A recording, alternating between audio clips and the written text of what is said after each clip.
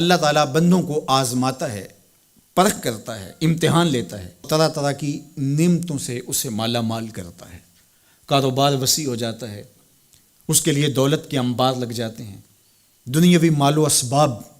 اس کے لیے جمع ہو جاتا ہے، منصب ملتا ہے، عہدہ ملتا ہے، اقتدار ملتا ہے، شان و شوکت ملتی ہے، لوگوں کے دلوں میں اس کا گھر بنتا ہے، تو اس کے ذہن میں یہ بات آتی ہے کہ میرے رب نے مجھے جو عزت دی ہے میں اس کا استحقاق رکھتا تھا،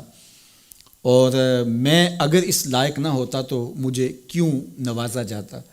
تو گویا میرا رب میرے اوپر راضی ہے۔ اور پھر جب محفل نعت میں مہمان خصوصی بھی بن گئے تو پھر تو ان کے نفس کو اور تسکین مل گئی۔ جب پیر صاحب نے بھی ان کو ہی اہمیت دی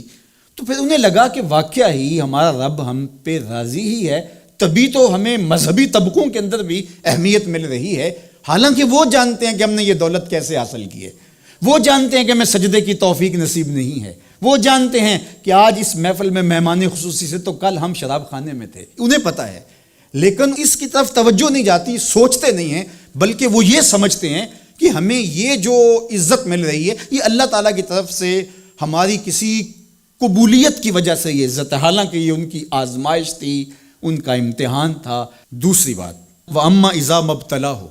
اور جب اللہ اس کو آزماتا ہے، فَقَدَرَ عَلَيْهِ رِزْقَهُ، اور اس کے رزق کو تنگ کرتا ہے، اس کو آزمائش کی بھٹی میں ڈالتا ہے، فَيَقُولُ رَبِّي أَهَانَنِ، تو پھر وہ چیخ اٹھتا ہے میرے رب نے تو مجھے ذلیل کر کے رکھ دیا۔ بیماری آ جائے، ابتلا میں مبتلا ہو تو وہ کہتا ہے کہ میرا رب مجھ سے ناراض ہو گیا۔ تو یہ انسان کی کج فکری، ایسا نہیں ہے۔ کسی شخص کو دولت کا دیا جانا یہ اللہ کی رضا کی دلیل نہیں ہے، اور کسی شخص کو غربت کے امتحان میں ڈالا جانا یہ اللہ کی ناراضگی کی دلیل نہیں ہے۔ حضرت امام رازی نے لکھا ہے کہ مکے سے لے کر طائف تک 70 ایسے نبیوں کی قبریں ہیں جن کی وفات صرف بھوک کی وجہ سے ہوئی ہے۔ تکلیفوں میں، آزمائشوں میں، امتحانوں میں، ابتلاؤں میں اس کے بندے رہے ہیں۔ میرے اور آپ کے آقا و مولا حضور ختمی المرتبت کے گھر میں کبھی برابر چولہا نہیں جلتا تھا، کبھی کھانے کے لیے کچھ میسر نہیں ہوتا تھا، پانی پی کے اور کھجور کھا کے گزارا ہوتا تھا، تو یہ تو کوئی دلیل نہیں ہے۔ اللہ کی رضا کی دلیل کیا ہے؟ نیکی کی توفیق مل جانا۔ اور اللہ کی ناراضگی کی دلیل کیا ہے؟ کسی شخص کا گناہ پہ دلیر ہو جانا۔ کوئی بندہ گناہ پہ دلیر ہے اور معصیت، نافرمانیاں، اللہ کے حکموں کو توڑنا اس کا مزاج ہے، تو سمجھو اللہ اس سے ناراض ہے۔ اور اگر کسی کو اللہ نے سجدے کی توفیق دی ہے، کسی کو اللہ نے اپنے راستے میں خلوص کے ساتھ خرچ کرنے کی توفیقات عطا کی ہیں،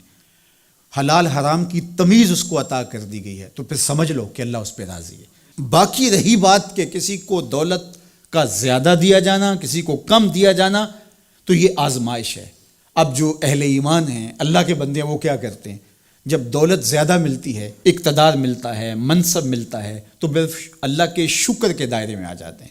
اور جب مصیبت آتی ہے، تکلیف آتی ہے، اذیتوں میں مبتلا ہوتے ہیں، تو پھر وہ یہ نہیں کہتے کہ ہمارے رب نے ہمیں ذلیل کر دیا، بلکہ وہ اس پہ صبر کرتے ہیں اور اللہ کے حضور دعائیں کرتے ہیں، التجائیں کرتے ہیں کہ مالک تو نے جو جس آزمائش میں ڈالا ہمیں پورا اترنے کی توفیق نصیب فرما، ہماری سفید پوشی کا بھرم نہ ٹوٹے، اور ہمیں اس مشکل وقت سے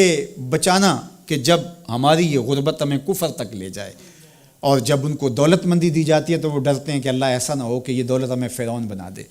یہ دولت ہمیں نمرود بنا دے، ہمارے اندر بخل پیدا ہو، تکبر پیدا ہو، ہمارے اندر غرور پیدا ہو، تو وہ اس حالت کے اندر اللہ تعالیٰ کا شکر یا دوسری حالت میں اللہ کے حضور صبر کی توفیق مانگتے ہیں اور صبر کے ساتھ اپنی زندگی گزارتے ہیں۔